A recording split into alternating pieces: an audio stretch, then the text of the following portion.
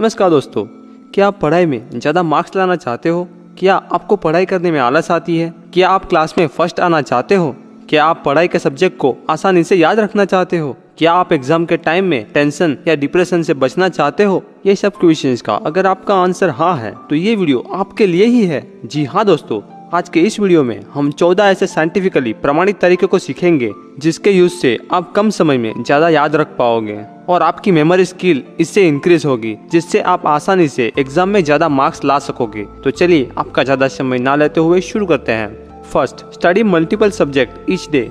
Normally हमारे 7 subject होते हैं और ज्यादातर लोग एक दिन में एक ही सब्जेक्ट पढ़ते हैं। साइंटिफिक रिसर्च कहती है कि जब हम एक ही दिन में एक ही सब्जेक्ट को पढ़ते हैं तब हमें कुछ समय के बाद पढ़ने में आलस आने लग जाती है और इसकी वजह से हमारा माइंड वो इन्फॉर्मेशन को करेक्ट वे में हमारी हार्ड डिस्क यानी कि माइंड स्टोरेज में स्टोर नहीं कर पाता है और यही वजह से हम बहुत कम इन्फॉर्मेशन को स्टोर कर पाते हैं। इसीलिए पढ़ाई के वक्त 2 घंटा एक सब्जेक्ट और उसके बाद 2 घंटा दूसरा सब्जेक्ट, इस तरह से पढ़ाई करें। सेकेंड, सब्जेक्ट को शॉर्ट टाइम में रिविजन करो।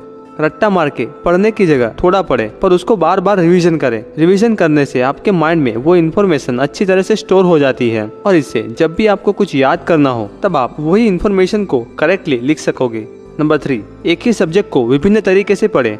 साइंटिफिक रिसर्च कहती है कि जब हम एक ही इन्फॉर्मेशन को डिफरेंट वे से हमारे माइंड को बताया जाए तब वो इन्फॉर्मेशन को विजुअली हमारा माइंड ज्यादा समय तक याद रख सकता है। इसीलिए डिफरेंट वे से याद रखने की कोशिश करें, जैसे कि टेक्स्ट बुक को रीड करें, ट्यूशन की बुक को रीड करें। जो आपको आता है वो नॉलेज को दूसरों को भी सिखाए, क्योंकि कहा जाता है कि दूसरों को सिखाने से या नॉलेज को शेयर करने से आपका ज्ञान बढ़ता है ना कि घटता है। तो शेयर करें। वो सब्जेक्ट की ऑनलाइन वीडियो देखें। दोस्तों, इस तरह से विभिन्न तरीके से अभ्यास करें। नंबर 4, मल्टीटास्क वर्क कभी भी ना करें। साइंटिफिक रिसर्च कहती है कि जब भी आप एक ही टाइम में डिफरेंट टास्क एक साथ करते हो तो उससे आपका डिस्ट्रैक्शन बढ़ जाता है और आपकी प्रोडक्टिविटी घट जाती है। और रिसर्च कहती है कि जो मल्टीटास्क करते हैं वो लोग एवरेज पर्सन बनकर ही रह जाते हैं। इसीलिए मल्टीटास्क ना करें। जो स्कॉलर स्टूडेंट होते हैं वो एक ही टाइम पे एक ही चीज पर फोकस करते हैं। इसीलिए पढ़ाई करते समय मोबाइल में मैसेज देखना या मैसेज का रिप्लाई देना या टीवी देखते पढ़ाई करना, ऐसा कभी भी ना करें। फोकस बढ़ाने के लिए कुछ सजेशंस आपको देता हूँ जिससे आप पढ़ाई में अच्छी तरह से फोकस रख पाएंगे। जितना टाइम आप अभ्यास करते हो इतने टाइम के लिए पढ़ाई की जगह से मोबाइल को दूर रखें। नंबर 5, जानकारी को सरल, संक्षेप और संक्षिप्त करें। आपके अभ्यास क्रम के अनुसार आपके हर एक सब्जेक्ट के कुछ खास प्रश्नों को नोट कर लीजिए और इस सब क्वेश्चंस और उसके आंसर के साथ एक दूसरी नोटबुक्स बनाइए। पर याद रहे, वो नोटबुक में पूरा आंसर नहीं लिखना है, पर वो नोटबुक्स में सिर्फ और सिर्फ वो क्वेश्चंस के आंसर के जो पॉइंट्स है उसको ही लिखना है। और ऐसा करके हर एक सब्जेक्ट के डिफरेंट नोटबुक्स तैयार कर दे। ऐसा करने से आपको ये बेनिफिट है कि इससे आपके सब्जेक्ट के सारे क्वेश्चंस और उसके आंसर आपके पास एक साथ रहेंगे और हर वीक में एक बार ये सभी सब्जेक्ट की नोटबुक्स को पढ़ते रहना है। Number 6, use chain and linking method. आपने जो भी क्वेश्चंस के आंसर की शॉर्ट नोट्स या पॉइंट्स लिखे हैं वो सब पॉइंट्स को एक के बाद एक हर पॉइंट की स्टोरी बनाकर एक साथ जोड़ दें और वो स्टोरी को मेमोराइज कर ले। और अब आपको जो भी क्वेश्चंस को याद करना होगा तब आपको वो क्वेश्चंस की सिर्फ ये स्टोरी के स्टार्टिंग को याद रखना होगा। और जैसे ही हम एग्जाम में ये स्टार्टिंग स्टोरी के पॉइंट को याद करेंगे तब हमें वो पूरी स्टोरी भी याद आ जाएगी, जिससे हमें वो क्वेश्चंस के सारे पॉइंट्स भी तुरंत स्टोरी के माध्यम से पता चल जाएगा और हम आसानी से हमारे आंसर एग्जाम में लिख पाएंगे। सो ये पावरफुल मेथड का यूज करें। ये मेथड के बारे में how to memorise anything very fast video में मैंने डिटेल में एक्सप्लेन किया है। ये वीडियो को आप एक बार अवश्य देखें और ये चेन एंड लिंकिंग मेथड को सीख लीजिए। इससे आपकी मेमोरी स्किल और भी पावरफुल हो जाएगी। नंबर 7, एग्जाम के लिए आपको जो भी डर और चिंताएं हैं उसे लिखें। दोस्तों, क्या आप एग्जाम को लेकर चिंतित है? अगर हाँ तो आपको एग्जाम के बारे में जो भी डर है उसको एक कागज पे लिख दीजिए, क्योंकि कई बार ये डर की वजह से ही हमें सब कुछ आता है फिर भी हम एंड टाइम पे पढ़ा हुआ सब कुछ भूल जाते हैं। इसीलिए अगर आप पहले से ही अपने डर के बारे में लिख दोगे तो आपका फोकस यहाँ से हट जाएगा और आप पढ़ाई में मन लगाकर पढ़ सकोगे। नंबर 8, क्लास में आगे की बेंच पे बैठो।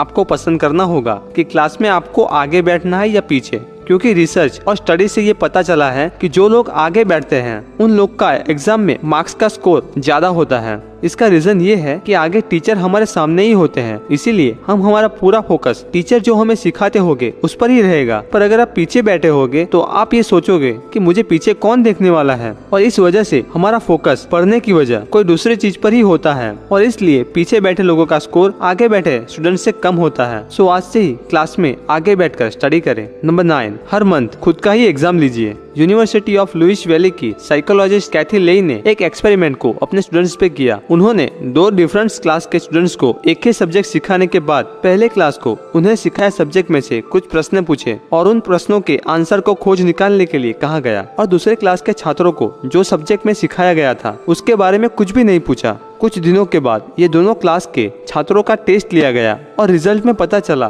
कि जिन क्लास में प्रश्नों के आंसर को खोज निकालने के लिए कहा गया था उनका परफॉर्मेंस टेस्ट में अच्छा आया, और जिनको प्रश्नों के आंसर खोज निकालने के लिए नहीं कहा गया था उनका परफॉर्मेंस एवरेज ही रहा था। सो ये रिसर्च से ये पता चला कि हमारे माइंड का टेस्ट लेते रहना चाहिए। सो याद रखें कि सिर्फ पढ़ते ही रहने से अच्छे मार्क्स नहीं आएंगे, पर आपको स्मार्ट वर्क करना पड़ेगा। जैसे कि खुद को ही हर मंथ खत्म होते ही लास्ट के 2-3 दिन में जो भी पूरे मंथ में आपने पढ़ा होगा उसके इम्पोर्टेंट क्वेश्चंस निकाल के खुद को ही प्रश्न पूछने हैं और वो आंसर को याद करके उसको लिखने की कोशिश करनी है। नंबर 10, थोड़े समय के बाद ब्रेक ले। साइंटिफिक रिसर्च कहती है कि लगातार 4 से 5 घंटे पढ़ने की वजह जब आप कुछ मिनटों का ब्रेक लेके अभ्यास करते हैं तो आप ज्यादा इन्फॉर्मेशन को मेमोराइज कर सकते हैं। इसका रीजन ये है कि जब आप कुछ मिनटों का ब्रेक लेते हैं तब हमारा माइंड और बॉडी पूरी तरह से रिलैक्स हो जाते हैं और वापस फ्रेशनेस के साथ आप बहुत अच्छी तरह से पढ़ाई कर पाएंगे। मैं रेकमेंडेड करता हूँ कि 50 मिनट्स का टाइमर सेट कीजिए और 10 मिनट्स का ब्रेक लीजिए। ब्रेक के बाद वापस पढ़ाई करने लग जाए। इस तरह से ही पढ़ाई करें। दोस्तों, यही सही मेथड पढ़ाई करने की है जिससे आपको बहुत अच्छे रिजल्ट मिल सकते हैं।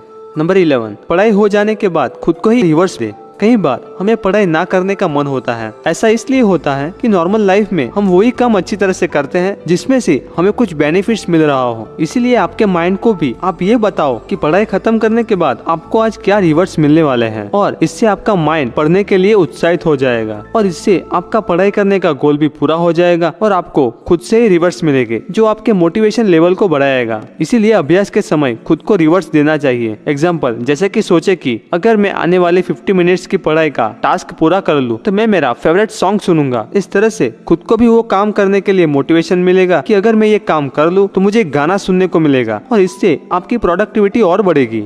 नंबर 12, पूरे दिन में 7 से 8 कप पानी पीजिए। आप सोच रहे होंगे कि पढ़ाई का कनेक्शन पानी पीने के साथ किस तरह से होगा। दोस्तों, साइंटिफिक स्टडी बताती है कि 80% स्टूडेंट्स को कम पानी पीने की वजह से डिहाइड्रेशन होता है और इससे छात्रों की प्रोडक्टिविटी कम होती है। आप सोच रहे होंगे कि तो उसका सॉल्यूशन क्या है। तो दोस्तों, इसका सिंपल सॉल्यूशन ये है कि पूरे दिन में एटलीस्ट 7 से 8 कप पानी पीजिए, जिससे आपकी बॉडी में पानी का लेवल भी नियंत्रित रहेगा और आप हेल्दी रहोगे। नंबर 13, डेली 5 से 10 मिनट मॉर्निंग में एक्सरसाइज करें। यह मॉर्निंग एक्सरसाइज के बेनिफिट्स के बारे में मैंने 6 मिरेकल मॉर्निंग बुक की समरी में भी शेयर किया था। ज्यादा जानकारी के लिए आप ये वीडियो देख सकते हैं। पर शॉर्टली कहूँ तो मॉर्निंग एक्सरसाइज से आपके पूरी बॉडी में सुबह से ही एनर्जी बढ़ जाती है जो आपके पूरे दिन को तरोताजा और खुशनुमा बनाए रखती है, जिससे आपके काम की प्रोडक्टिविटी भी बढ़ती है। नंबर 14, 7 से 8 घंटे की नींद ले। रात को कम से कम 7 से 8 घंटे सो जाओ। साइंटिफिक स्टडी और रिसर्च ये कहती है कि पर्याप्त नींद लेने से आपका अभ्यास में फोकस बढ़ता है और इससे आपकी मेमोरी भी इम्प्रूव होगी और आप ज्यादा फास्टेस्ट वे से आपके पढ़ाई के सब्जेक्ट को याद रख सकोगे। दोस्तों, मैं मानता हूँ कि ये बताए गए 14 साइंटिफिक तरीके से पढ़ाई करोगे और ये बात को याद रखोगे तो आप भी एग्जाम में अच्छे मार्क्स प्राप्त कर लोगे। सो आज से ही ये साइंटिफिक तरीके से पढ़ाई करना स्टार्ट कर दें। दोस्तों, ये वीडियो पसंद आई हो तो लाइक अवश्य कीजिए। जितनी लाइक होगी मैं मानूंगा कि इतने लोगों को मेरी ये वीडियो में से कुछ न कुछ सीखने को मिला है। और दोस्तों, आपकी लाइक मुझे हर बार नई वीडियो बनाने के लिए मोटिवेट करती है, इसीलिए लाइक करना मत भूले। आशा करता हूँ कि आप दिल खोल के लाइक करोगे। सो अभी ही लाइक कर दीजिए। अपने फ्रेंड्स और परिवार के साथ भी ये वीडियो को जरूर शेयर करें। आपके मन में कोई भी क्वेश्चंस हो तो आप मुझे कमेंट बॉक्स में पूछ सकते हो। दोस्तों, मैं आपके साथ और भी इस तरह की वीडियो लाता रहूंगा। अगर आप मेरी वीडियो को मिस करना नहीं चाहते हो तो मेरी चैनल डिजायर हिंदी को भी सब्सक्राइब कर दीजिए। Thank you for watching. I will see you next week.